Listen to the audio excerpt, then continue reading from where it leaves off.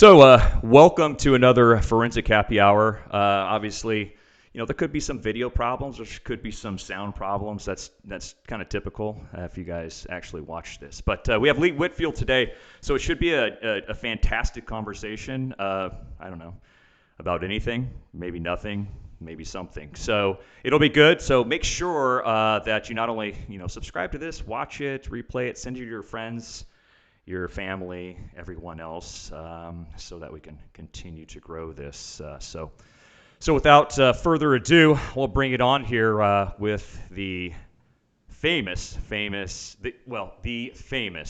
Lee Whitfield. So I do appreciate you coming on. I think it's I remember, and you can tell me how long ago it was. I think the first time that I met you in the UK. You work for Dis Labs, I believe, something along those lines. That we had. I don't know if it's at F3 or what. It was something. I don't. We ran into each other at that time. So the other times, obviously, you moving over to this piece of land, and then obviously some fantastic things that you have done or continue to do. So first, I want to say cheers to you.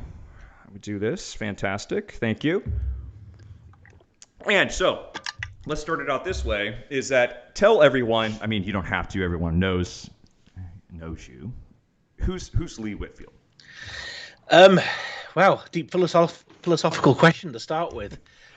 Start out hard.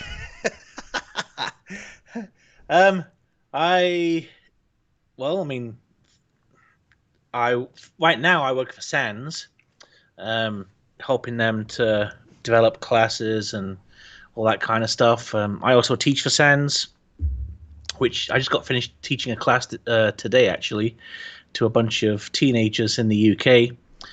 And I also have my own, in all the free time I also have my own forensics consultancy company that I run. Prior to that, I live in Texas and lived here for about 9 years. Before moving here, lived in England.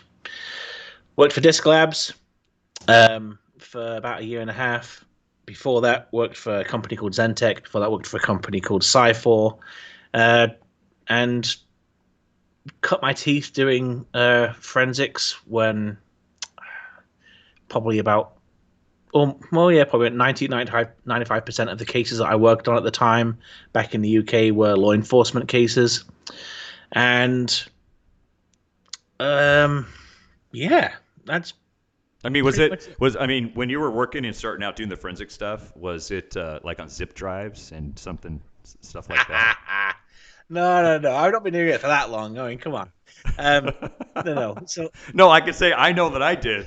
Come on. No. So little zip drives. You got those little, the floppy drive things. I think I got a zip drive, some zip cassette, whatever you want to call them, discs. Yeah, right. I think I got them once for a case, and we had to go and buy something to read them because we didn't have anything available to read. So yeah, that was only a few years ago, even. But okay. no, I mean, whenever I didn't start, so I started university when I was 24 years old. So I didn't actually start my first job in forensics until I was 27.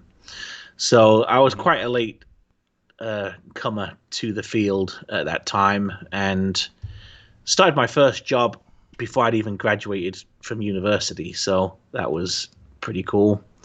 Yeah, so it's funny you say that, you were a late bloomer, 24, 27. Why? It's because there's like 12-year-olds and 15-year-olds that you see that are doing actually starting, right? And I mean, I'm not being truthfully, right? I mean, there's kids that are writing code, and they have all these different groups. I think there's a lot of opportunity, but quite honestly, people who are going to university now into, say, the forensic field, if they start university 17, 18, 19, or how young, they probably had something before that. Would you agree? Yeah, I mean, absolutely. So, I mean, the university I went to, they were one of the first universities in the world to offer a forensics degree. And so I got on that, and while it was forensics-ish, there was like one class that was forensics-based. Everything else was like about law or coding or network management or something like that. And so it wasn't hugely in-depth forensics. But yeah, I mean, right now you can't you can't throw a stick or a stone without hitting a forensics degree somewhere. So Right. the really cool, like I mentioned, I was teaching that class and I just wrapped it up today. So I just spent 2 weeks teaching this class to a bunch of kids back in the UK. I say kids, it's not really fair, teenagers in the UK. And like, I'm scared because I think that, in 5 or 6 years, that I'm going to be a dinosaur in this field and I'm not going to have a job anymore because these guys just are phenomenal. Like, we always close our class with like this big forensics challenge thing, and they just nailed it. Like, every single thing where you would expect them to find, they found. And, you don't even get that in a lot of the classes where you're teaching adults sometimes. Well, see, that's a problem, right? You need to teach for good because you have these kids that are so extremely, extremely smart and advanced. I think just because they've been into the zeros and ones their whole life, right? And so a question on that I just thought of is how do you go in and train or teach these young kids because they're like sponges, right? How do you teach them to be good? As in use your powers for good. This is a field that there's a lot of things, that you can, ways that you can go with your life. Yeah. Another hard question. No. I mean, it's you got to frame things the right way, right? I mean, you can't just give them information because they'll go and do whatever they can with that information. It's framing it right. It's one of the things I try to do a lot of whenever I talk to kids who are interested in the field, or anyone really, is look, these are my experiences. You're going to have different experiences, but here's what happens whenever things go well for you, and here's what happens whenever things go bad. And if you can show them that there's going to be both good and positive consequences to things, then hopefully they'll choose the right ones. But I mean, everyone's going to have their own idea about what they want to do in life. And you look at this kid who, I mean, he was a kid who did all this stuff with Twitter in the last couple of weeks. Right. 17. Yeah. I mean, and whenever the news came out about who it was who'd done all this, my first response that I was saying to my wife was like, look, either this guy is going to be in jail for a few years or he's going to be working for a big company within a few months. You're exactly right. I mean, you're exactly right. And that's how it goes. Yeah. But the thing is that I don't really know if we should be rewarding good behavior like that. But it's difficult to say, right? I mean, you look at people like Kevin Mitnick, who they became famous by doing bad things, and then they changed and started to use their knowledge for good. And he's typically now is he white or gray? I mean, he's a lighter shade of gray, let's say. Right, okay. Right. So got it. Just not. But with and if all you guys, it's white hat, gray hat. Yeah. Just pointing that out for people. So perfect. But yeah. So one of the things too is again on that with the kids and that you're training and you're doing that. What type? I mean, what are you training them on? I mean, is it a general type of the forensics? I mean, what is it that you're training? And then the second on top of that, the question is, what are these students kind of gravitating to? I mean, what do they go, oh my gosh, tell me more about that? So it's an interesting program that they actually have back in the UK where they identify kids who have like a gift for technology and stuff like that. Then they enter them into like this government-run program, and then they partner with SANS to get these classes for them. So they'll skip from kind of like class to class to class for a while. So just they were in the class that I primarily teach, which is a Windows forensics class this week. But like in a few weeks, they might be moving on to like some kind of intrusion type classes, or maybe some red teaming, or pen testing, or whatever else. They may well be involved in those classes, and it's kind of up to them to decide which career track they gravitate towards at that point. But yeah, I mean, they got. I mean, they don't necessarily learn bad stuff in the forensics class, but in stuff like pen testing, they're going to learn things which are What? It's like seriously, I yeah, know. pretty damn dangerous, you know. So Right, it's exactly. just yeah. Yeah. Again, it's just kind of about framing the narrative here and be like, look, if you want a successful career, then this is Yeah. what you will abide by. So completely off topic. I just thought of it, which is kind of what I do. Is that you mentioned obviously the UK. I mean, would it be nurturing these groups? Because I know of a certain agency that does the same thing. But so in the UK, they're finding how are they testing these kids and then forming or moving them into a direction based on an aptitude test? Or do you know anything about that? Yeah, I think there's a couple of things that they do. So one is that they work with the schools closely to identify people who would be good for the program. The other thing they do is that they put out these challenges like a couple of times a year, and then the people who fulfill those challenges also get their names put into the program too. So it's pretty interesting. Right. Yeah. No. It is. I mean, bringing the kids, and again, it's. I think that's pretty important, right? It's thinking about or not putting the human perspective on forensic side of it, but learning forensics, you want to go and build up the foundation, right? You want to build up the foundation to this is how you do it, so that you can build upon that, and then hey, here's the tools. Now, on the human type of is a side of obviously taking a young individual, much younger than us, but building and instilling them these building blocks so they can obviously have that solid foundation rather than saying, yeah, hey, here's the tool and just go. Is that about, I mean, kind of what they're trying to do? Because honestly, and I'm not calling us old, but I know that a lot of the training that we would go to is pretty much, yeah, here you go, here's a tool, and just push this, and it just happens. So I think that people have found, and again, this is my own opinion, have found out that that kind of doesn't work. Whereas now you can go and you can bring these people up into and understand the fundamentals of of the forensics or of the digital side, incident response type of stuff.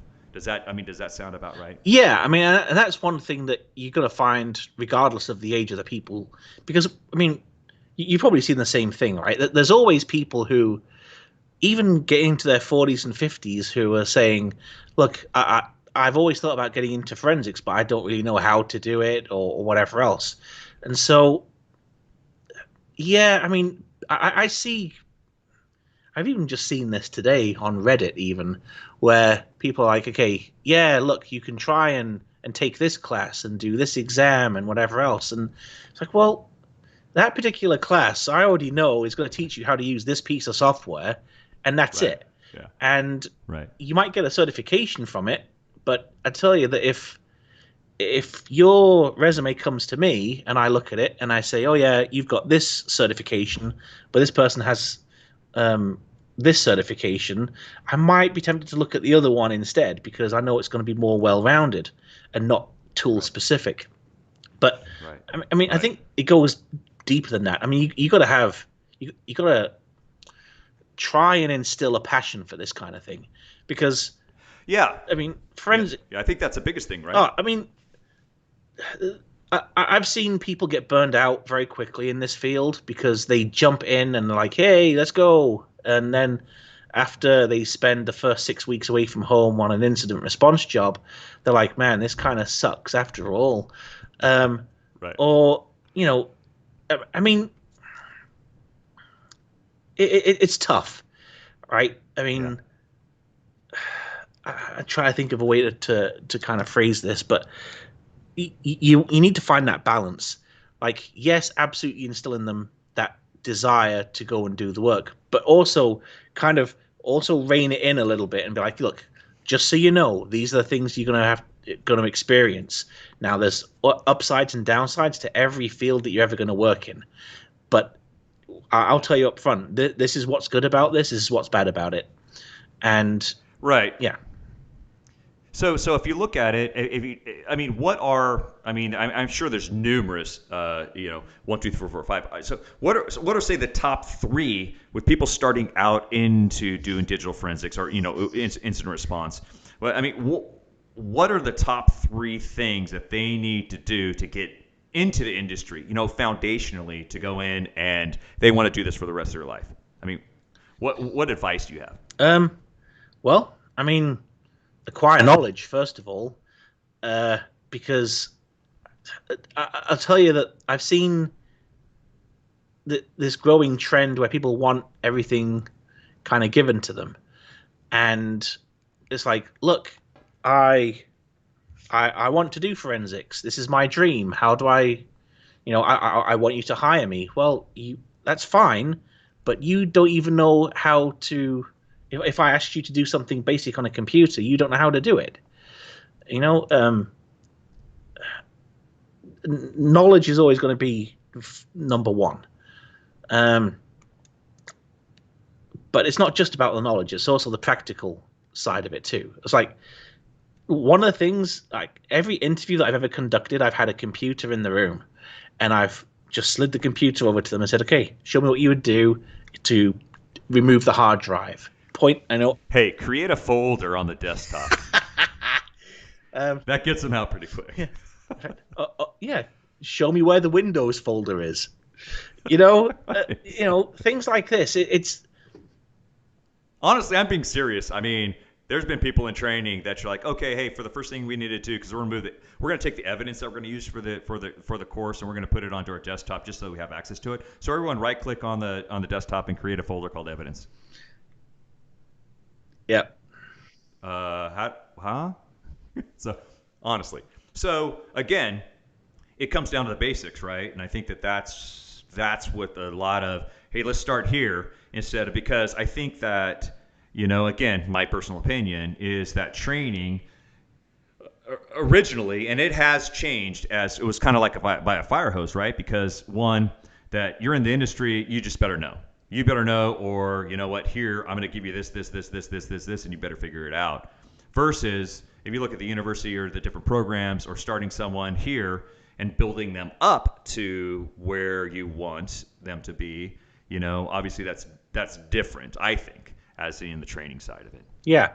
And I think that the other thing which it makes this field especially so unique, and the way in which you need to kind of get involved is like there's a huge social media type of presence for it.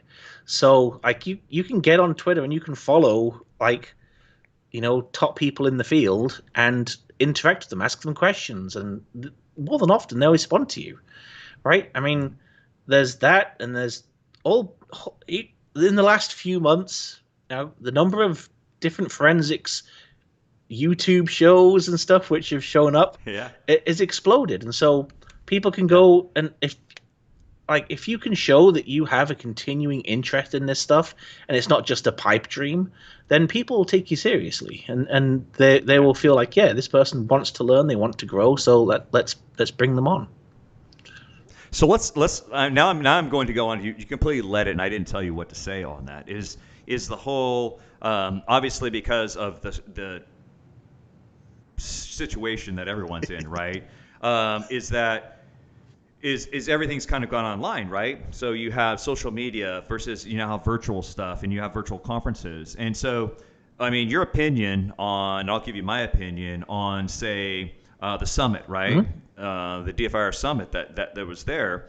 I mean, quite honestly, and I'm just going to give you my opinion first because I'm thinking about it and I'll forget, is that the number of people was unbelievable, right? The interaction of people was unbelievable. And then I think that the feeling of, this was kind of worth it, is unbelievable. Versus having something live.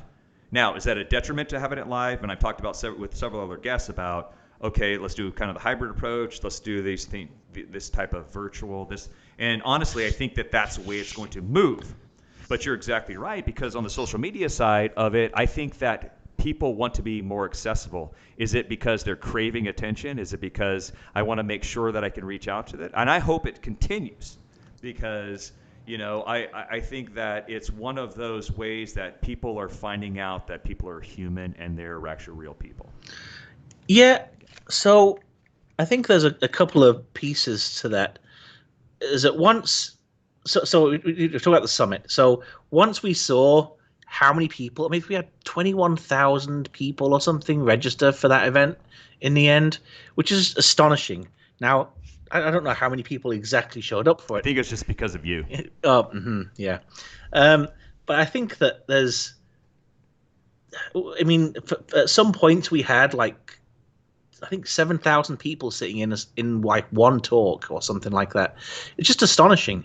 And I think that SANS has realized now that even if they do go back, well, they will, to in-person events, that maybe doing both in-person and online probably is going to be the right approach from this point forward.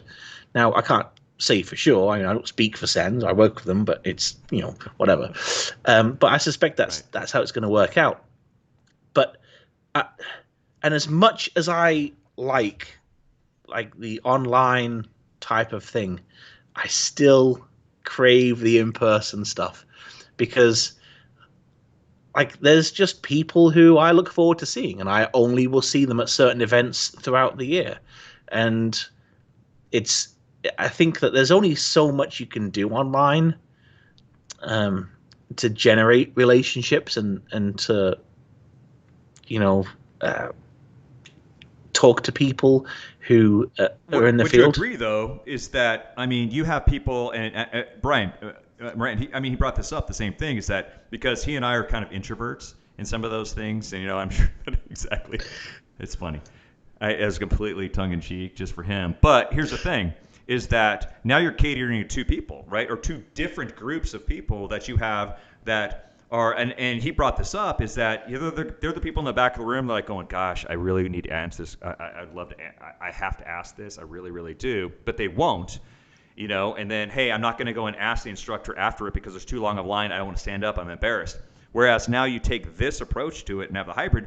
I mean, now you're taking all of these and allowing these people to participate that wouldn't have participated in person. They might have been there in the seat, but they wouldn't participate in the talk. Then you obviously have those people who want to be there. They enjoy the company. They enjoy the human interaction. They enjoy to talk to people. They enjoy the bar scene, whatever it has. But, I mean, so I think that, honestly, I think that that's the route that it will, I mean, and it will be, I mean, if you can use that, Uber successful. I mean, it'll be craziness, I think, just allowing to have the opportunity to do that. Now, obviously, the costs are different because now you're going to pay for the online service, but I think it will pay dividends. Yeah, and don't get me wrong. I mean, the whole in-person thing is entirely selfish on my part. So I want to be there. I enjoy going and being there with people. But, I mean, it did change a lot of the dynamic about how forensics or forensic conferences and stuff can actually be run now. I think that there was this, I mean, to be honest, I never really understood it, the mentality, right? Because people who work from home and have worked from home for years doing this kind of thing now. So why would we just limit it to in person? But yeah, I mean, anyone who is remotely introverted or is new to the field or even just has some kind of passing interest, actually getting on a plane or in the car and getting to Austin was probably a massive task, expensive task on its own. Agreed. So Agreed. People, I mean, it opens, it kind of, it obliterates that barrier to entry for many people to attend. So that's always the silver lining, right? Is that some bad stuff, right, that we're kind of going through in all kinds of different fronts on that. But I think that the community itself, and that's what really, I mean, honestly, the theme of every one of my conversations has been community, because I think that the community has kind of grown. I don't want to say grown as in a number of people, but has grown maybe closer as in offering different services, offering help, doing these things, kind of having conversations with people that allow them to either is receive some sort of information free, have access to other areas, have the opportunity to be on, the Discords or the Reddits, do any type of these listservs on that. So again, look for the positives, not necessarily the negatives on that, because quite honestly, the forensic side of it has as in workload, it's gotten crazy. I think just because of the online presence, and whether it be intrusions in corporate side of it, or the in law enforcement, all of the the different types of stuff in the forensic, that hasn't stopped, right? So I think the opportunity for people who are just getting into the industry or just trying to figure out, is this the right thing for me to do? It's an unbelievable time for people to take advantage of some of these opportunities. Well, it's interesting you say that, because when I gave my talk at the summit, I even said, like, this is the field where everything goes right, okay? Because as the world goes to hell,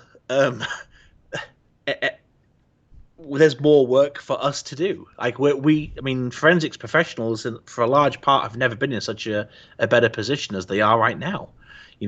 Work from home, do all these intrusion investigations. People are losing jobs. They're turning more to maybe more illicit activities that we need to investigate. And so I think everyone sees an uptick in work right now. But at the same time, there's an uptick in interest. I think that's probably why we had so many people sign up for the summit originally.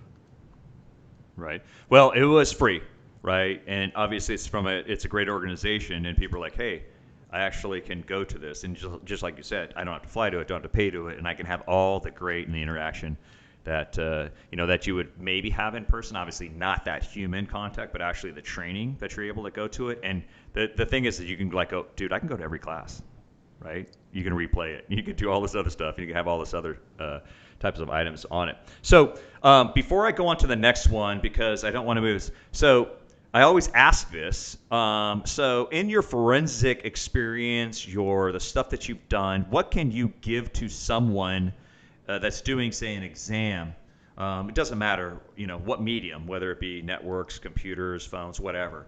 What is an artifact that you would say to someone, dude, you got to look at this every time? All right. Well, so I mean, so based on the type of cases that I do, right? Most of the cases that I do are going to be some kind of intellectual property theft or something like that, where same old story. Guy works at company, guy leaves company, guy takes a bunch of stuff with him. I mean, the first thing that I always do in these cases is that I'll run a very, very quick report, even before I've even imaged the hard drive, just to look at the link files, just to say, and then just quickly load in that report into Excel, sort to see what was done with external storage, like USB storage, and almost immediately every time I get something interesting to report back. And whenever I do that, if I do that within like 10 minutes of looking at the drive, the lawyer's like, "This is amazing. Thank you very much for this." You are a superstar. Yeah, like that it just makes them happy. Superstar. But I mean, so that's the one that always pays. But the one which I enjoy looking at the most is the SRUM, so the System Resource Usage Monitor, and that one where if you ever wondered if Microsoft is spying on you, that should pretty much guarantee the answer to that. Yeah, that's just like Google. Every time you look at stuff, you're like, really? I need to just quit even. I need to break the chain of everything. But then you know what?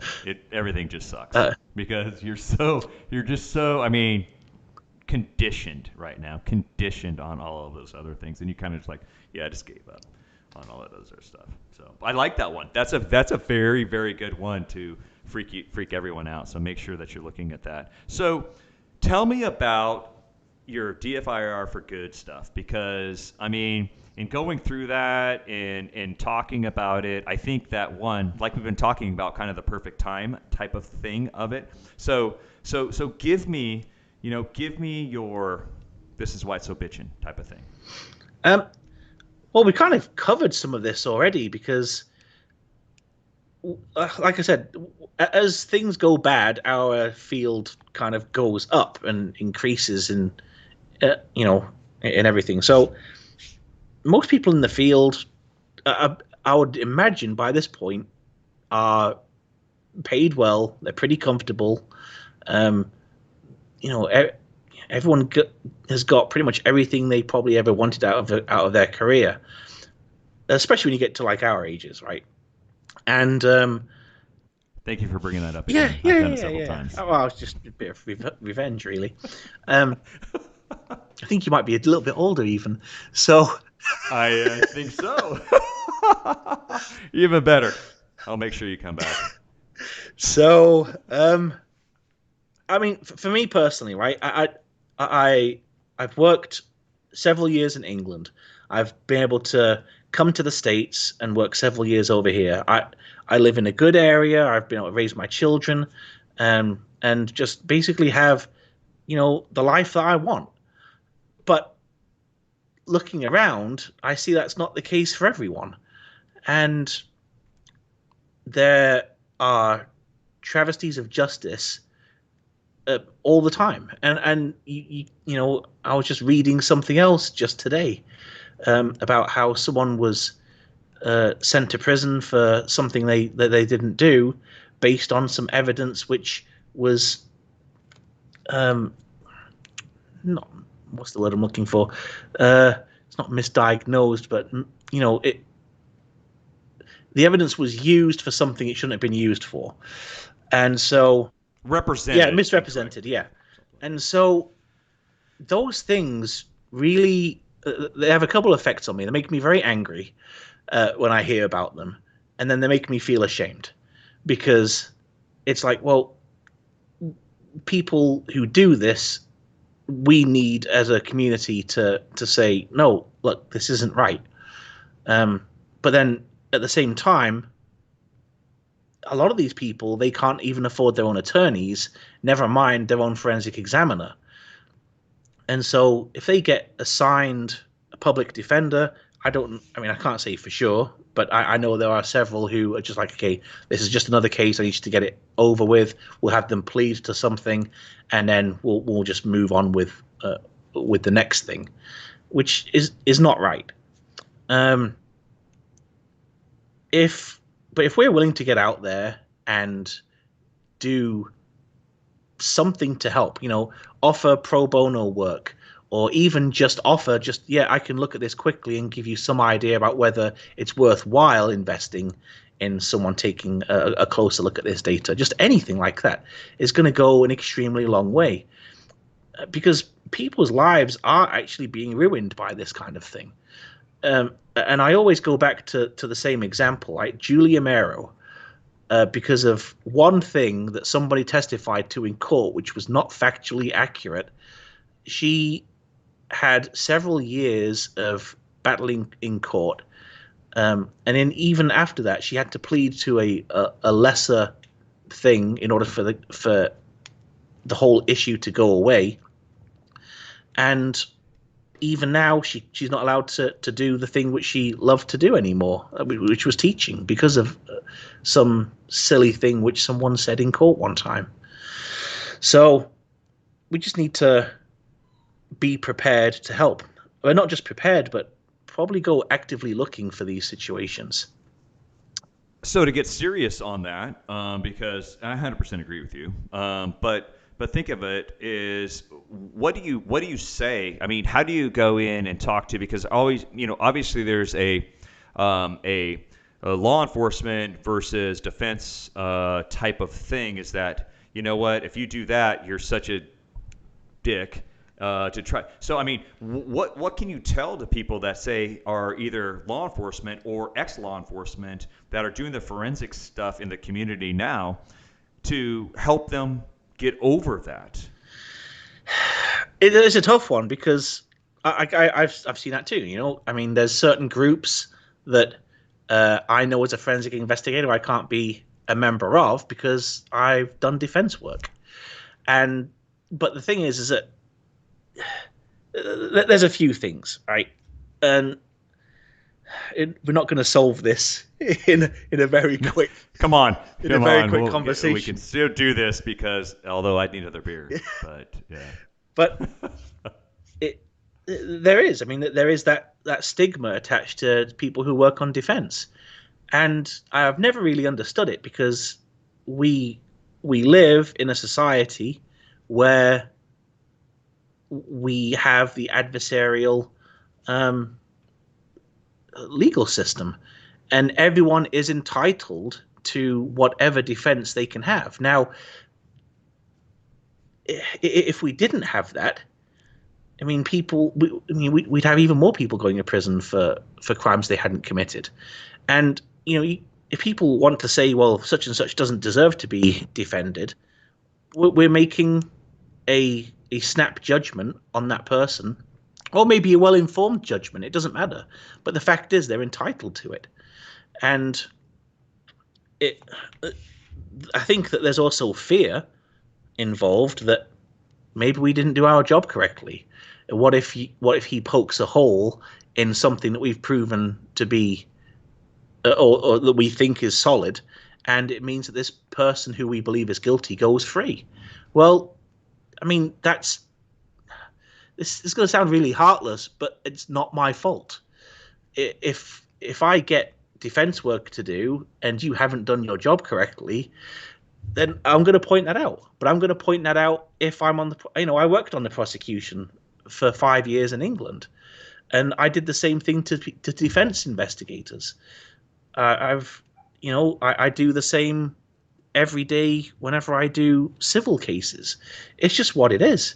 It's my job, and it's their job. Right. They wouldn't have any Right. qualms whatsoever about sticking me in a hole, and so Yeah. it's not like we do it on purpose, right? It's just that Yeah. we're paid to do the best possible job that we can for our clients. And Well, I think the biggest thing is that people need to understand you can't replicate evidence, right? I mean, you can't go and say I made this up. I can't go and say. I mean, the data should speak for itself. I think the problem comes down to is the data is there, but it's not represented within, say, the report or discovery or anything else, simply because it makes one side look worse than the other, right? So obviously, data is data, and I am 100% onto that because you have to think the thing people have to think about if you're the law enforcement investigator, wouldn't you want to have someone who is representing you if you did something incorrectly, do the best that they can do, and examine the data the way that you want them to do, because it's not that they're going to add the information, it's just that they're going to be and they're able to understand it and to present that information, not that they're going to skew it, right? Because the narrative, there's no narrative in data, in my opinion, right? The data says this, whether it be, hey, you clicked on this, you did this, it's the data is going to tell the story, but you have to allow it to tell the story. And I don't think that you can skew the story. But a lot of times, I think too, on the presentation of the data, it's that people completely dismiss it from, say, this person had that and then we don't represent those people because maybe they can't afford to have someone who can do that. And that's why I think it's super important what you're talking about is that by allowing people and giving them the representation of experts, by not having to say, I have to pay $300 an hour to have someone do it. That's the way I look at it, right? I mean, everyone should have the equal opportunity of representation where someone has gone to school, university, all this different type of training, and they're the super uber person who knows everything about forensics. I think that everyone should have that opportunity for someone to do that, whether you're, you're on the prosecution side, we're on the defense side. Again, that's my opinion. No, and this is the thing, is that you pose questions like this to people, that there's no argument, because you just can't argue that point. And I'm very sympathetic, right? Extremely sympathetic to law enforcement, because they have a very, very tough job. Like I said, I did that for 5 years, and I know what it looks like. It looks like, hey, look, here's a pile of cases to get through by next week. And so this is what you do. You have a set process where you go in, child pornography investigations were like a big piece of what I worked on. It was like, here's a computer, extract all the pictures, categorize them, and get a general idea about where they came from, submit the report. Next, exact same thing over and over again. Like, they have a very limited time to work on these things, and it may be that we just don't. Well, I say we, they, whoever, doesn't have the time to properly investigate those things. Whereas people working on the defense, usually they're getting paid hourly to, to do all this work, and so they can afford to sit down and actually spend the time picking things apart, which they probably weren't able to do. So, like I said, I'm not unsympathetic, but it's not a reasonable expectation to think that once the police work is done, that's it. It's not. It's just not the case. One of the other cases that I spoke about in my talk was this guy in New York whose ex-girlfriend had accused him of beating her up. He said, I wasn't anywhere near the place at the time that she said this, but he got arrested and he was charged, and he had a pending court date, which, without any evidence whatsoever, he could have gone to prison, which I don't know how that happens. That shouldn't be happening in our system, but it does. And he had to eventually prove himself to be innocent, which just is nuts to me. Which is opposite. Yeah. Opposite of the others. Yeah. So he had to get his phone analyzed to show that he was several miles away at the time that she said this happened. So I just don't understand why people have to prove their innocence when we have, that whole innocent till proven guilty motto. Right. So what can people do to help out? Obviously, there's a hashtag. I mean, how can people go and get involved? Yeah, don't just use the hashtag, first of all. I went on a rant this week on Facebook because of people using that hashtag end human trafficking. I'm like, that's fine, but, right. But what on earth effect are you having on the situation by posting that? Nothing. You have, we're bringing light to it. No, you're not. People know about this. They have done for years. You aren't doing anything. So do something. I mean, if you work for a company, a lot of companies will have something where you can set aside so many hours a year to do charitable work, or so many days. Now, they're going to regulate that, obviously, because they don't want you to have interests which are opposed to their own. Mm-hmm. But see if they will allow you to do some pro bono work. But, I mean, I think the thing which you can do the most is go and talk to some of these people. Find some criminal defense attorneys, or it doesn't have to be criminal defense. I mean, public defenders. It can just be any lawyers around, and just say, look, I'm looking for opportunities to help. Where are you lacking? What can we help with? And just go from there. Just see what it is that their needs are, and help them and work with them to find a way through it. Yeah. No, I think, again, it's fantastic information for people. And again, it comes down to community, right? I look at kind of the silver lining out of all this and the situation that we're in. And, hopefully, when we do and everyone pulls out of this, we continue to have the conversation that just doesn't drop off for obviously opportunity, so that people continue to do things for one another, continue to go and help people, so that's my message, right? Just to make sure that, hey, this is going to be over. Eventually it's going to be over. All this crazy stuff, the world's still going to be crazy. I can promise you that. But I'm saying, obviously people having to stay in their basements, my basement bar, and, trying to get through this. My hope is that it continues, right? We still have this conversation because then I can't drink beer on Fridays. But, so we can keep on doing this. We can keep having conversations. That's my hope, right? So, I want to say thank you. And so here's the thing, though. You can say that this has been the longest talk, and I actually finish my beer. Typically, when I'm done, the conversation's done. But we kept talking. So we can say that it was, again, fantastic, and I do 100% appreciate your time. So hopefully everyone's going to listen to this in its entirety. If not, they better, because there's some great stuff. I mean, I thank you for everything you do for the community. A lot of people go and obviously, either follow you or, you're a good soul. So I do appreciate everything that you've done and continue to do for the community. So. Cool. Well, thank you. I appreciate it. Same goes to you Oh too. my gosh. I appreciate it, and I will make sure that because we have to continue the conversation. There's a lot of stuff to go. Mhm. So, again, until next time, thank you. Wow. So I can tell you, we went through a lot of stuff. I mean, especially at the end, talking about all of the different type of things to make this world a better place, I guess. Because there is a silver lining, people, I promise you. So one thing, make sure, get trained. Go through your training stuff.